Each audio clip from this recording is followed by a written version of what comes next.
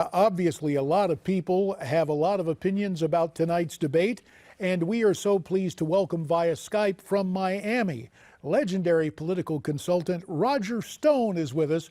Roger, I guess you cut your political teeth with the guy whose portrait is behind you there, Richard Nixon. What do you think Nixon would say tonight about the matchup between Trump and Hillary?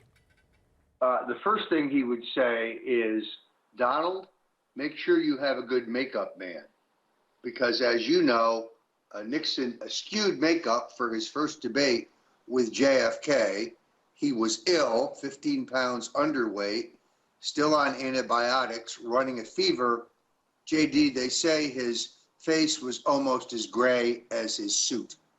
Yeah, it was a tough thing. He had been hospitalized for 3 weeks and picked up a knee infection. We look back at that, 3 weeks off the campaign trail, then working hard in that debate. Radio listeners thought Dick Nixon won that debate. I understand, and maybe you are more privy to this. It's my understanding that years ago, Richard Nixon said to Donald Trump, you, Donald Trump, could have a future in politics.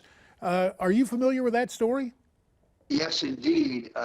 Donald met former President Nixon in George Steinbrenner's box in Yankee Stadium, and they bonded. They became pals, letter-writing pals, and they had a lively correspondence.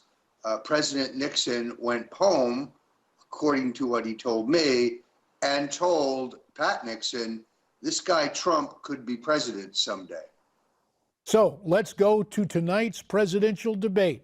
Roger, if you had some advice for Donald Trump in that debate tonight, what would it be?